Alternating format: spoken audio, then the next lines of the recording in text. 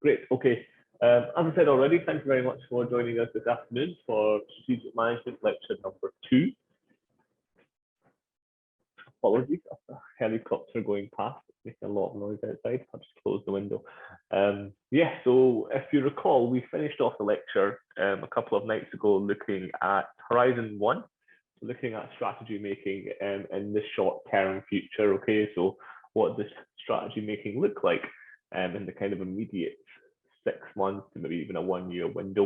And we looked at a few tools that you could use. Firstly, I introduced you to the 3 Horizons model, which is more of a coat hanger, more of a peg for you to structure the rest of the next couple of modules around. And from that, we looked at some of the tools and frameworks that you can use. So we talked about the SWOT analysis, strengths, weaknesses, opportunities, and threats.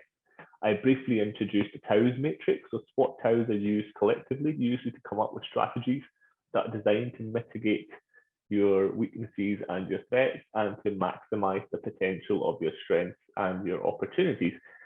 And then we also looked at the PESTEL framework, so environmental factors, political factors, social, technological, economical, and legislative. So looking at the external environment really of your business and trying to understand, well, what happens in the external market?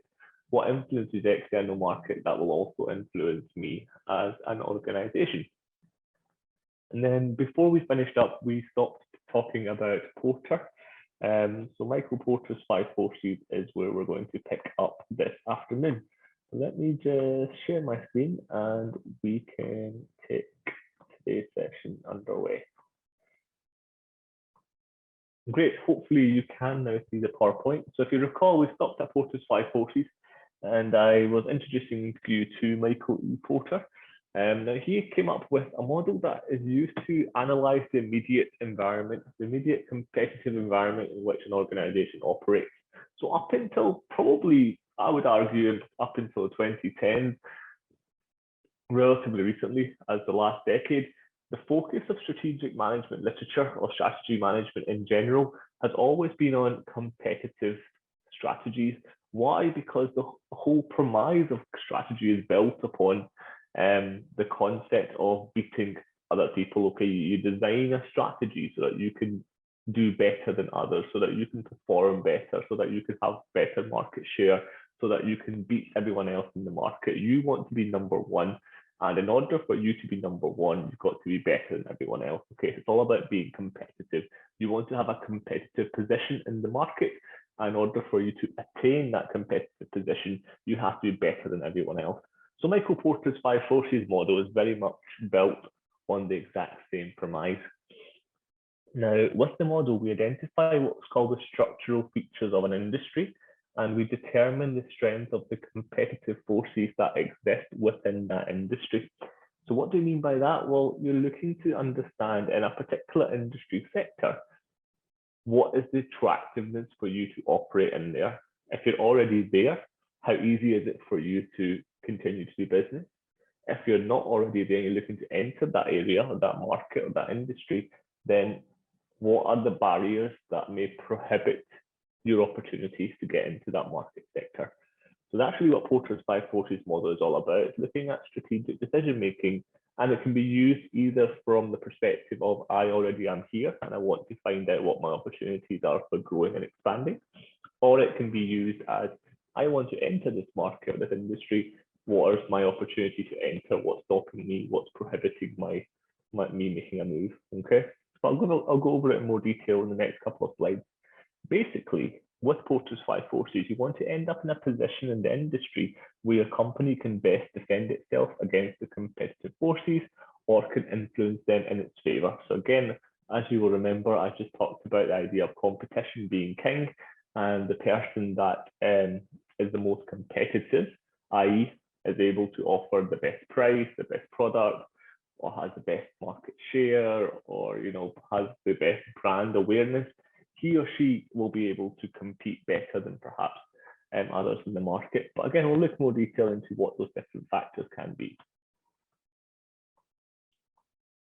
So this is Michael E. Porter, so the person we're talking about, and he actually introduced the concept of competitive forces in his PhD thesis in the year 1976, I believe. So relatively old in terms of his thinking, very much from the era of um, Henry Mintzberg, um, slightly after likes of Ansoff, etc., Chandler. They preceded him in the academic literature. But Porter builds on that type of ideology. Okay, Porter is building on the concept of competitiveness and strategic decision making. So, as I said, born in 1947, he holds professorship at Harvard Business School. So again, a very highly accredited academic, someone that's highly acclaimed in his field. Michael Porter and strategy are synonymous. You can't talk about strategy and not talk about Michael Porter, such is his influence in the area.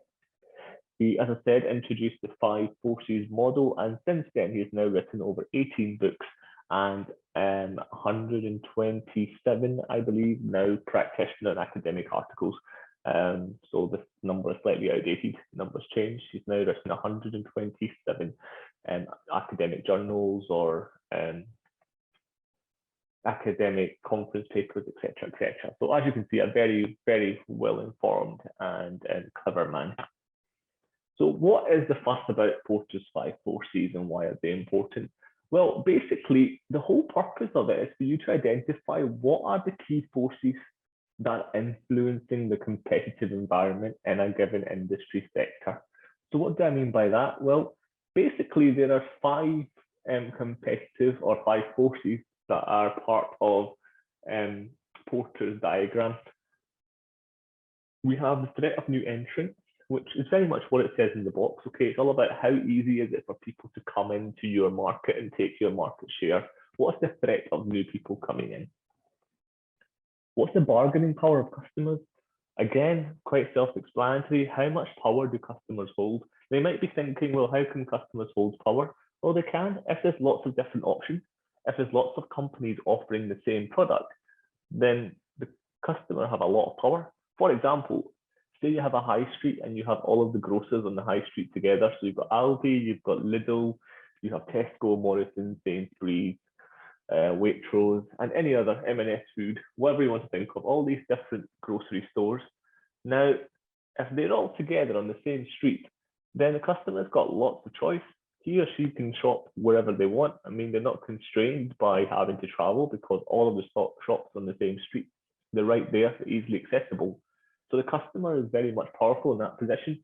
He or she will seek out the best price. He or she will seek out the best products, so on and so forth. Okay, so bargaining power looks at how powerful is the customer in your market space, what are the options, what are the choices, what are the substitute products available to your customer. We also then have threat of substitutes. So what are substitute? Well, substitute other products that can be consumed instead of your product. Example, well, think of it this way. If I'm going to buy a box of chocolates, I don't really care which chocolate. I'm going to gift them to someone. So I'm going to visit a family member and I'm going to take them a box of chocolates. Now, I don't really know what chocolates they like. I'm not really aware. I don't really have any knowledge. All I care about is buying a box of chocolates that's reasonably priced. So whether I buy a box of Lindor chocolate, whether I buy a box of Rosie's or Celebrations, or whether I buy a box of Maltesers, it makes no difference to me. So I'm going to just choose something that can be substituted. So if Lindor chocolates are too expensive, I might choose the cheaper option of Rosie's. I might choose the cheaper option of Celebration Sweet. The idea is it's substitutable. How can my product be substituted for another? Now, obviously, the chocolate is slightly different. One chocolate has, I don't know, milk filling. Other one's got a cream filling. Other one's got a strawberry filling. So different types of chocolate, but they're substitutable, i.e. they do the same job. They serve as chocolate consumption. And if I'm indifferent to them, I will look at different options, okay? So substitute is what is the potential for someone else to offer a product that might be slightly different, but does the same thing that your product does. And then on the outside, the final one that you've got is bargaining power of suppliers. What do you mean by that? Well, that is how powerful are the suppliers in this industry. Again, suppliers can be powerful if, for example, the product that you are producing requires a particular component part. I don't know, maybe it requires a particular chip, maybe it requires a particular hard drive. I don't know, whatever it is you're producing. If there's only one supplier or there's limited supply of that product, then or that component, then the supplier has a lot of power because he or she can charge you as much as they want because they know there's nowhere else you can go. And that's somewhat one of the reasons why we have a chip shortage. People are talking about new car production being stalled at the moment. Yes, obviously COVID had an impact. There's no disputing that. But even since the restrictions were lifted, the production of new cars has not recovered. It's not even increased very much at all. And one of the key reasons for that is because they've got a chip shortage. They're unable to get the chips that are required to be able to produce cars that are smart, that are able to do the job that needs to be done. Now, those chips are produced by, I believe, there's 2 suppliers that produce the chips powerful enough to operate the smart function of a car. And as I said, they're struggling to produce the amount required to be able to cope with the demand for new car production. So again, in that case, the price of a chip will go up. Basic demand and supply principle from economics. When the demand is high and the supply is low, the price is going to shoot up. Okay, so again, at that moment in time, the supplier has a lot more power. Similarly, if there's lots of suppliers for the one product you're looking to buy, so for example, say you require a new cover for your mobile phone. Now, if you go on Amazon or you go on Alibaba, you will find hundreds, if not thousands, of different covers, different designs, different materials. There's so many different phone covers available. You have a lot of choice. The people that sell these, people that supply these, they've got a lot of competition. So their power is quite low. They're not really able to dictate to a large degree how much they charge because they know if they charge too much, you will simply move on to a competitor. You'll simply buy from somebody else. So in some markets, suppliers have limited or no power. In other markets, suppliers have lots of power. Finally, the combination of these 4 forces is what results in what we call competitive rivalry within an industry. So how these 4 interact with one another, how these 4 come together, will contribute to a level of competitiveness or competitive rivalry within a given industry sector. Now, you could be asking yourself, well, how do you identify them? Well, there's a couple of questions you can ask yourself. You can ask yourself, well, what are the underlying forces that's driving competition in my market? So if I'm operating in a particular industry area, well, what's going on? What's making this a competitive industry? Is it the fact that there's lots of other companies doing what I do? Is it the fact that perhaps someone else has more power than me in the market? Secondly, will competitive forces change? So again, just because today there's lots of companies offering the same product as you, that doesn't necessarily mean that will be the case in 2 years' time or 5 years' time or 10 years' time, okay? So competitive forces will change, they will evolve, they aren't static, they're very dynamic, okay? So they can change. What are the strengths and weaknesses of the competition in relation to competitive forces? Again, just because you might find that you're struggling or you find that for your business not an attractive market, chances are if you've got a competitor offering the exact same product, then he or she may well be suffering the same problems as you. So it's about identifying what strengths do they have, what weaknesses do they have, what can you learn from them, where are you better than them? These are all questions that you can answer. And then finally, can competitive strategy influence competitive forces? So this is $1 million question almost, okay? If you have a competitive strategy in place, how will that make or reduce the competition in the market? So as an example I've given you here, by creating barriers to entry. So what do you mean by barriers to entry? Well, it's to make it difficult for other people to join. And how could you do that? Well, you can make a big brand awareness. So take, for example, the mobile phone market. Apple and Samsung are the 2 biggest mobile phone providers. I believe Samsung have overtaken Apple now. They do provide more mobile phones per year, but Apple are still up there. So Apple and Samsung provide the most mobile phone handsets out of any other mobile phone handset manufacturer. Now, if you're looking to operate in that market, maybe you could find a space or a niche. You could find a need that Apple and Samsung perhaps aren't meeting. but you'll never ever be able to take their market share. They've just got too many barriers to entry. They've got economies of scale, they've got operations across the globe, they've got subsidiaries across the globe. You need to have a multi-billion-dollar investment in order for you to try and compete with the likes of Apple and Samsung in the mobile phone market. Okay, so it's a very, very difficult marketplace for anyone to enter because companies that are already there have got such a foothold in that market. And that's down to the competitiveness of their strategies. So let's break that down further and look at each of these competitive forces one at a time. So the easier it is for new companies to enter the industry, the more cutthroat the competition will be. So what do I mean by that? Well, if it's easy for new companies or new organizations to join your industry, then obviously there's going to be more options to the customer, which means there's going to be more competition between you and your competitors, okay? There's more options for customers to buy from, there's more options for the customers to source their goods and services from. Why should they always come to you? So that's something we need to bear in mind. And factors that can limit the threat of new entrants are the ones presented on the screen. And I'm not going to cover each and every one of them because they're there in front of you. And I have spoke fairly extensively about these on the previous slide. But some of the things to remember is, what's required? Do you need to have a large seed capital to enter this industry? So again, going back to the example I gave you of Apple and Samsung, in order for you to even try and compete in the mobile phone market against Apple and Samsung, you will need to have a seed capital investment of probably multiple $billion. Why? Because you will need to be able to set up a supply chain, a network that can compete against Apple and Samsung. These organizations are based all the way around the world.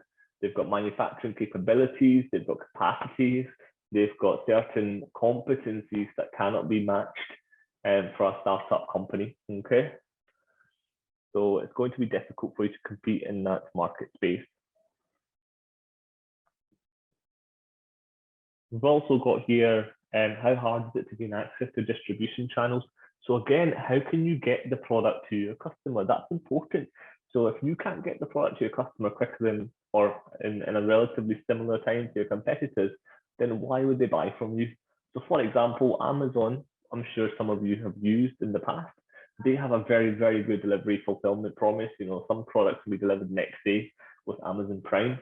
Now, that's fantastic. There's not very many companies that can compete with that. And that's one of Apple's unique selling points. That's why they always promote their Prime membership, because they can offer you next day delivery on hundreds of thousands of products.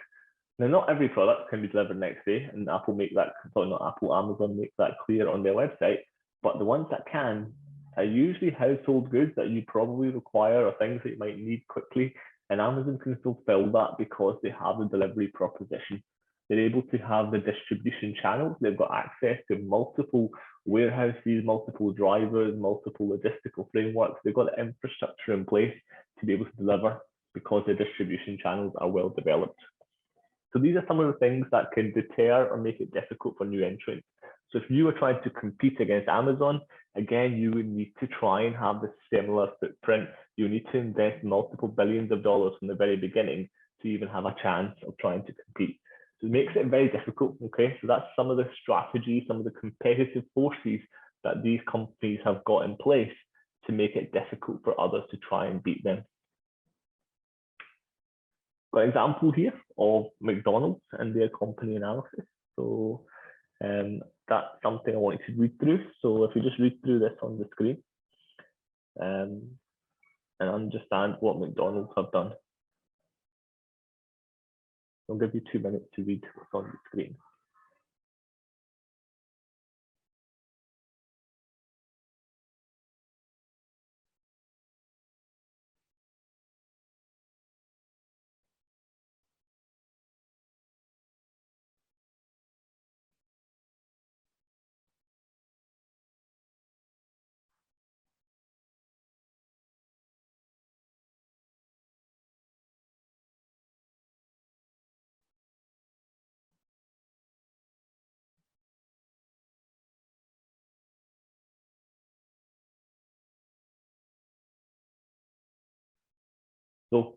The McDonald's example, again, the fast food industry, as I've described here, is very, very competitive. You know, you've got lots of different fast food operators. You've got McDonald's, obviously themselves. You've got KFC, Burger King, Pizza Hut, Domino's, Subway, and multiple other brands that are coming into that market space. But how is it that these companies are able to stay ahead of the market? Well, firstly, economies of scale. So McDonald's have got hundreds of restaurants across different countries, across different continents. They've got a supply chain that supplies their products. The franchise model that McDonald's run makes sure that there's consistency across the whole of the country. So if you buy a McDonald's in London and then you buy a McDonald's in Edinburgh, Scotland, the taste should be exactly the same, okay? Because the supply chain is the same, the products are sourced from the same suppliers, and they're then delivered to different McDonald's restaurants. That's one of the ways in which they ensure that. Firms that must have to spend a large amount of capital on advertising and marketing to enjoy success. So again, if you're trying to compete against McDonald's and KFC now, you're going to struggle because these brands have got an existing foothold on the market. You would have to do firstly rapid expansion, and secondly very aggressive marketing to try and get your brand name out there. There's a McDonald's on almost every corner. In order for you to compete with that, you need to have some very, very strong marketing. Large established companies with strong brand names such as McDonald's make it more difficult to enter the market. Why is that? Because they've got an existing foothold, okay? They've got a brand name, they've got a presence, they've got an ability to do things that perhaps you're not able to do because you're a startup. You don't have the same access to facilities, you don't have the same access to capital, you don't have the same access to the customer base that they have. Therefore, it'll take you a lot of time to establish yourself in the fast food industry. Let's now move on to entry barriers. So what are entry barriers? So entry barriers are things that prevent you from going into a market, okay? So these are things that can make it difficult for you to enter a new market. These are things that perhaps you don't want to be facing. And these are things that make your life difficult when you try and enter a new industry area. So expected retaliation. So for example, do you have the resources to be able to fight back? Do you have a commitment to this industry? What's the industry like? Is it declining? Is it growing? Is it a share for you to try and take? These are questions you need to consider. An entry deterring price. So again, perhaps there's people already there and they're selling at a price that you cannot compete at, okay? So they're able to sell it at a much lower price than you are able to do for your product. So again, depending on the price that's being charged for the product that you're selling, the industry might already be better than you. They might be able to make the product for cheaper, they might be able to sell the product for cheaper. So again, the price that's charged by the industry will make a difference. Perhaps there's limits to your experience. Again, how much knowledge do you have? How much technical expertise do you have? Do you have the IT? Do you have the infrastructure to be able to compete in that given market sector? And finally, what are properties of entry barriers? So again, these are things that perhaps aren't very well defined. They're quite fuzzy, and they're fuzzy because they're constantly changing, okay? So for example, patents. So if one of the organizations discovers a brand new method of doing things, they may implement a patent that prevents anyone else from using their method without paying them money. So again, in order for you to perhaps do something or provide a product that all the customers are looking for, you might have to pay a company, or they might have a patent saying no one else can use this technology for the first 5 years. So even though you can see how the product's made, because of the patented technology, it's difficult for you to imitate, difficult for you to replicate what someone else is doing. So again, these are just some entry barriers that might be faced. Now move on to buyer power. So we discussed this already, but basically it's the extent to which an industry's customers have the power to dictate the price, the quality standards, and the terms and conditions. So again, what kind of questions do you need to be asking yourself when considering buyer power?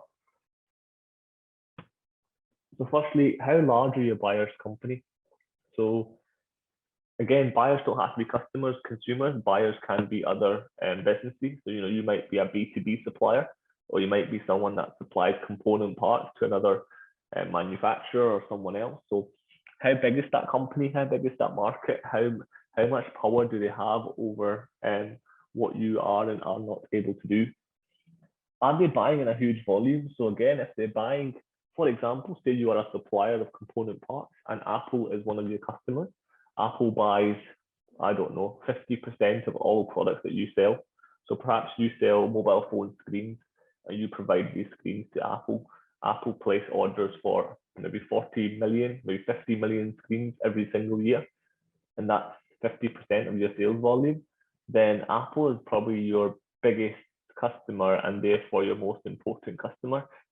So they have a lot of power. If Apple says to you, we're not sure if we're going to renew the contract, then you're probably going to be willing to drop the price. You're going to be willing to change the terms and conditions. You're going to be willing to try and do business with Apple because they are able to provide you with the business that you're looking for. So again, the size of your contract, the volume of products that the customer is willing to buy from you, all make an impact. How hard is it for the buyers to switch and use a competing product? So again, how much power do they have? Are they able to perhaps go to someone else? So, I gave the example of a supermarket. If Tesco decided to raise the price of bread by 100%, so it's gone up, it's now £2 rather than £1 for a for a loaf of bread, then realistically, you and I will walk into Asda, walk into Morrison's, or walk into Sainsbury's, and we'll buy that loaf for cheaper. Okay, so how much power a company has to be able to do things or change things will be directly corresponding to the number of options that are available to a chosen firm. Is this purchase dependent on quality for your buyer? Has quality got a role to play? So again, is it because the quality of the product is better or worse? Is that what's influencing your company? These are all questions for you to consider. Supplier power, again, we talked about this already, degree to which a supplier has the power to dictate prices. So again, does your supplier serve multiple industries? Does the total industry revenue account for only a small portion of their revenue? So again, if you're just a small fish in the sea of supply, then you're really just a no one, okay? What do I mean by that? Well, think of it this way. If, for example, you are buying, I don't know, say you've gone to buy from a wholesaler. Now this wholesaler sells to companies such as Apple, such as Microsoft, and you place an order for 10 processors, or you place an order for 10 hard drives. That's nothing for them. They're probably selling hundreds, if not thousands, of hard drives every day to like of Microsoft, to likes of Apple. So your order probably is not going to be high priority for them. Okay, they have a lot more power over you because they're more willing to meet the terms and obligations of their big customers. This happens a lot. Sometimes you hear of shortages, or you hear of times when it's difficult to source or procure a certain product, but then you find that some retailers always have it. So it might be difficult to find in a small outlet, but some of the large stores always have it. Why do the large stores always have it? Because the supplier will always provide in bulk. The supplier wants to sell as many as possible, so he or she will sell to the company that's placing orders for hundreds of thousands or millions or how many other products they're selling. Whereas you as a small business, or you as a standalone business who's only placing an order for 100 or 500, you're probably going to be last to be served. Okay, so supplier power is a key component. Are there any substitutes for your supplier's products? So again, this determines how much power they have, because if you've got the option to substitute, if you've got the option to go to another supplier, then your supplier will be more willing to bend to your will. Why? Because they don't want you to go to another supplier, they want you to buy from them. So again, if it's difficult for you to source your components from someone else, then your supplier is in a position of power. But if you can source the components from 3, 4, 5, 6 different suppliers, then it's the opposite way around. Your supplier has no power. you have the power. You can choose to go somewhere else. If your supplier decides to raise their prices or decides, to change the terms of your contract, you will have the power to shop around.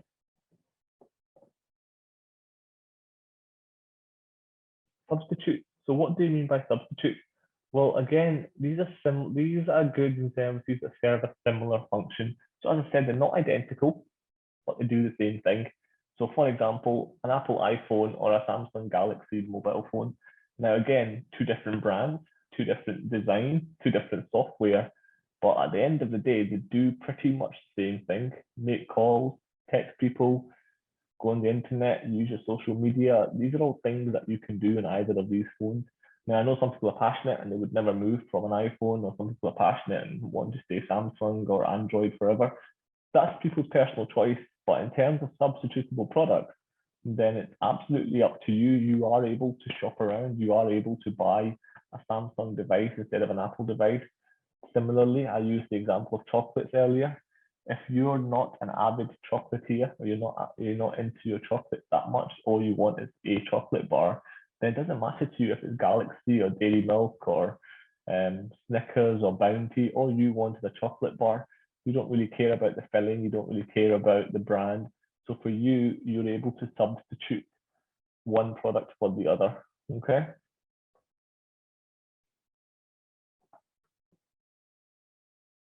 Some of the things that may lead to your customers being willing to substitute, well, the price is the fundamental one.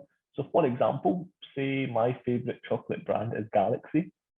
I can only buy one bar of Galaxy for £1, but Dairy Milk have a sale on. They've got two for £1, 50p each. Now, okay, my preference would be to buy Galaxy, but I can see that I can now buy two Dairy Milks. I'm getting more chocolate. I can buy two bars instead of one of the Galaxy. I would substitute. Okay, I don't have a preference. I mean, yes, if it's the same price, I would maybe choose Galaxy because I prefer the taste of Galaxy to Dairy Milk.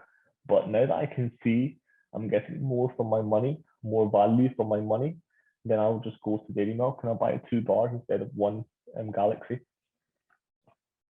The quality of the product. So again, the quality will determine how much or how willing I am to swap over.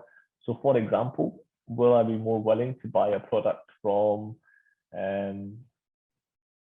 eBay, so secondhand product on eBay, which has been used, or more willing to buy something from Amazon, which is brand new, or etc. etc. Okay, so the quality of where you're buying it from will have an impact on your decision or how willing you are to substitute. And finally, how many close substitutes are there? So again, sometimes there are products that can't really be substituted. Some products very much exist as standalone products that there are limited substitutes for. Now you might be thinking, well, what kind of products are those? Where do I get one of those? Well, I think you only have to look at your everyday life to understand, why some products are more substitutable, or how many close substitutes there are for your preference of product. So again, if you look at some of the chocolate brands, even if you don't buy a Mars bar, you buy a Snicker, it makes no difference to them because Mars is the company that owns both Snickers and Mars. So even though you might think you're shifting to a brand or you're changing, you're not actually hurting the bottom line of that company because the company owns both. Mars is the big company, and yes, Mars bars belong to Mars, but so does Snickers, so does Bounty, so does Galaxy. In fact, Galaxy chocolates are owned by the Mars Corporation. So even if I don't buy a Galaxy and I buy a Mars bar instead, I'm still putting money in the back pocket of the Mars Corporation. So again, the number of close substitutes can sometimes be determined by, at the end of the day, who's the owner, who's making the money from my purchase. Okay. So just because you switch doesn't always mean you're hurting the brand. You might be hurting the number of sales of that particular product, but you're not actually hurting the company because they're still making money from you because you've just substituted for another product in their range. Okay.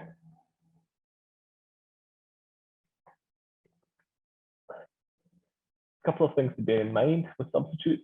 There's a danger posed that if substitutes offer better value for money, then there's greater durability and there's more convenience to that use.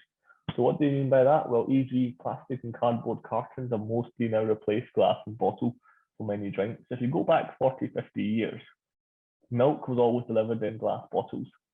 Most fizzy drinks, most beverages were delivered in glass bottles, okay?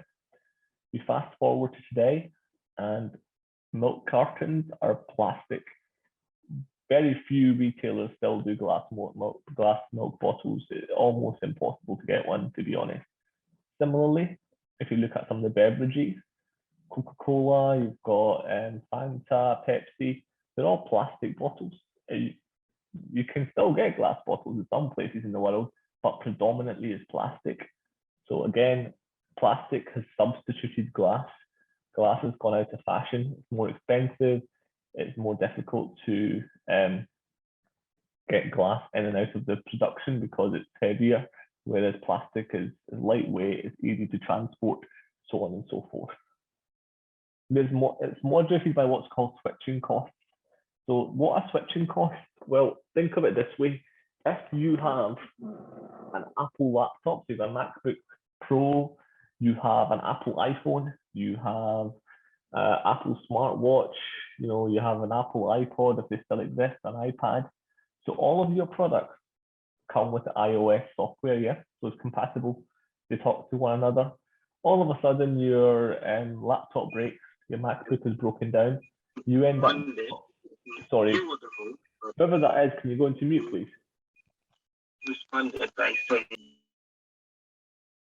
Sorry. Yes, so one day your MacBook breaks down and you end up buying a Windows laptop. All of a sudden, you've changed the software, you've changed the operating system. Now you need to buy additional things to make it compatible. You need to buy additional cables that allow you to connect to a Surface, a Microsoft Surface tablet that you couldn't do, or you couldn't do with a MacBook Pro, so on and so forth. So again, there's costs involved in switching. Switching isn't always easy. You might think, well, I'll just buy this instead, but then what's the impact of that on your existing infrastructure? So switching costs are important, okay? And finally, collective action. So basically, me switching or by myself isn't really going to harm a brand, but us collectively, if we were to gather all of our friends and family, to gather everyone that we know and get 500, 600, 700 people to switch from one brand to the other, then that's going to make a difference. That's going to hurt the supplier. That's going to hurt the company that's selling the product. So collectively, we are more powerful, or collectively, we can impact what a business does. Individually, we can't. Okay, so individually, we don't really have the savviness or the ability to be able to influence what a big business does, but collectively, we do.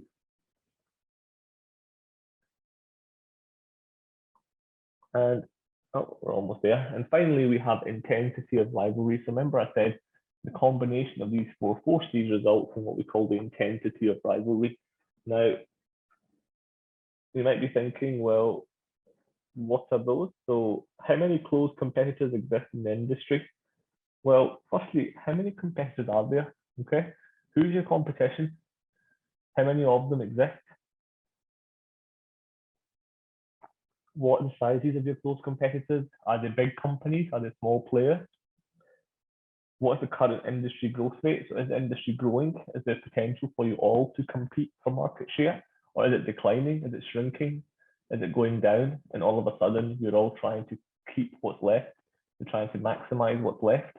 So again, the nature of the industry and the stage it's at in the life cycle will determine how much competition the industry can hold.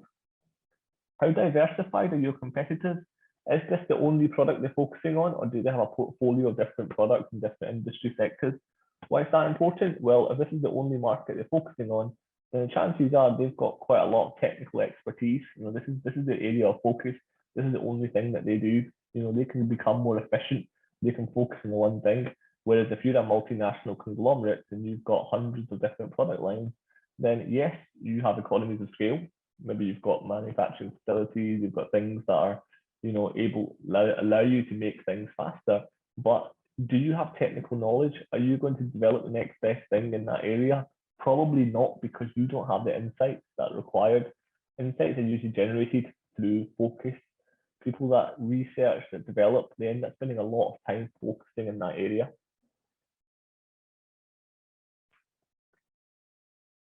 So again, examples here of the fast food industry, you've got McDonald's, Burger King, KFC, Pizza Hut, so on and so forth.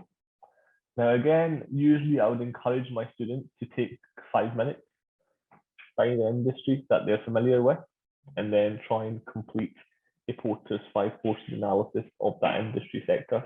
And as I said, that industry can be any industry you want. And I would encourage you to do this. It's good practice for your assignment. Perhaps in some free time that you might have, either tonight, tomorrow, or before Saturday, spend some time trying to work out what the industry rivalry looks like. Do mobile phones. I gave you the example of mobile phones. You could maybe look at laptops. You could look at gaming industry. You could look at household appliances. You can look at absolutely anything really. There's lots of different industries. Just try and use one that's quite well known. Okay, don't go for a market or an industry for a product that's not known, because you won't be able to do research, and the likelihood of there being any substantial information is difficult. So choose a well-known market, choose a well-known industry, and then assess the competitors. Okay, who is the competition? How do they compete? What do they do? Who are the suppliers? Who are the customers? What substitutes exist? What new entrants could maybe disrupt that market? And then what's the competitive rivalry like? So it's something for you to try, particularly if you're planning on using POTUS 5 forces for your assignment for this module. Stakeholder analysis. So stakeholder analysis is quite critical to understanding the needs of people involved in your business, both inside and outside. Okay, so stakeholders don't have to be necessarily your employees or your shareholders or your owners or managers. Stakeholders can be people like the government. Stakeholders can be people like the local community, your suppliers, and it can be the media. These are people that are perhaps interested in seeing what you're doing. They maybe don't have a financial interest, they maybe don't have a personal interest, but they're interested because of the nature of their role. Okay, the government interested to make sure that you're paying taxes, they're interested to make sure you're following the rules and regulations. The media is interested to see how you perform, so they can report something goes wrong. They want to know so that they can tell the world about how you've made a mistake, how something's gone wrong in your company. The local community, they're concerned because they want to know how much pollution you're creating. They want to maybe look at job opportunities. So if you open a new factory, then they might be looking at opportunities to work in your factory. So again, local community are stakeholders, so on and so forth. But how do we define them? So here we're looking at, what makes a stakeholder a stakeholder. Well, basically, it's those people that can be positively or negatively impacted by, or they themselves can cause an impact on the activities or the actions you're proposing. So the aim for us really is stakeholder analysis, to identify the stakeholders, identify everyone that is either positively or negatively influenced by what we do, or can positively or negatively influence what we do. Okay, and then we'll trying to understand if we are changing something, if we're introducing a new strategy, if we're going to be doing something differently, how are they going to be impacted? The goal basically is to develop cooperation between the stakeholders. So once we've identified who they are, how they're going to be impacted, we have to try and find a way to satisfy them all, or find a way that we minimize the disruptions to their life. It's not always possible to satisfy all of the stakeholders. Okay, they're not all going to be happy ever. So how do you find a happy medium? How do you try and get to an area where you can get everyone to agree to cooperate? So stakeholder analysis, there is some theory that underpins this. So Bruga and Varvosky in 2000 discussed stakeholder analysis, and they said it can be used to generate knowledge about the relevant actors. So actors are people that are interested or concerned or impacted by your business, and so that they can understand their behavior, intentions, interrelations, agendas, interests, and the influences or resources that they have brought or could bring on the decision-making process. So again, how can they impact the decision-making process? How can they influence decisions?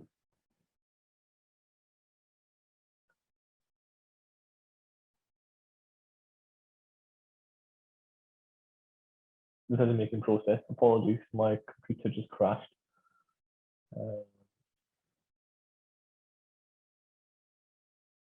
So how do we use that? Well, the information can then be used to develop strategies for managing these stakeholders and to facilitate what we call the implementation of specific decisions or organizational objectives, aims, objectives, and goals.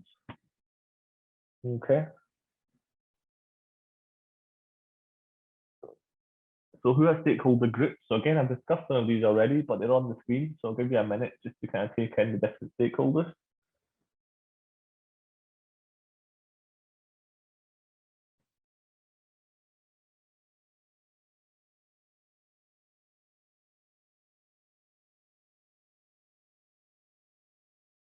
Okay, so these are mostly ones that we've discussed already.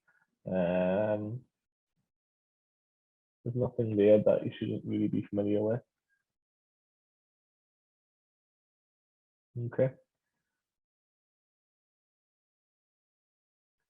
So what do we do when we analyze them? Well, we want to identify what's their attitudes and what are their influences. What do I mean by that? Well, if we were to make a change, would they be supportive? Would they be indifferent? They don't really care, or would they be opposed to any changes we're trying to make? Why is that important? Because of the influence that they have. Are they a decision maker, i.e., are they shareholders? Are they the government in the sense that they can control perhaps, what we're doing in terms of policy and regulation? Who is the stakeholder and what position do they hold? Do they have power? Do they not have power? So on and so forth. Policymaker, again, are they someone that can control or are they someone that can influence what we're doing? Or are they just a gatekeeper, someone that we need to get approval from? So again, attitude and influence are the two things we want to measure. So how do we measure them? Well, we use what's called a power interest grid. So basically, we measure them on a 2x2 grid. So where the power is low and the interest is low, then we don't really need to worry about them. We don't have a lot of power. We're not really interested in what we're doing. It's okay. It's nice to know they're there, but they make no impact and no influence really on us and our lives. But similarly, if we then look at key players who have high interest and high power, well, these are people that really, really need to be managed closely. So they've got real power over your business and they've got a high level of interest in what you're trying to do. So chances are they're paying attention to what strategy you're implementing and what change project you're trying to put in place.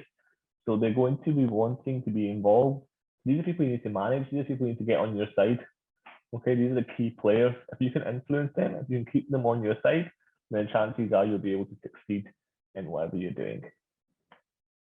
And that is the end of Horizon 1, okay? Now you might be thinking, well, aren't stakeholders important across all horizons? Yes, they are, but the problem is, if you're looking at Horizon 2, which is medium term, 3 to 5, 6, 7 years, or you're looking at long term, 10 years onwards, then stakeholders are going to change, they're not going to be the same. Governments change every 4 years. In the UK, for example, shareholders will probably buy and sell shares, so they might not be the same group in 10 years' time or in 5 years' time. Employees move on, not always staying with your business forever. So stakeholders, although they exist, they can differ, okay? They don't have to be the same. And with that, I am going to stop today's lecture, just take a short break. We will move into Horizon 2 after the break. So I make it 17:56 on my phone. If we can aim to be back by 6:05 p.m., so 9 minutes, okay? 9-minute break, and we will resume with Horizon 2 after the break. Thank you very much.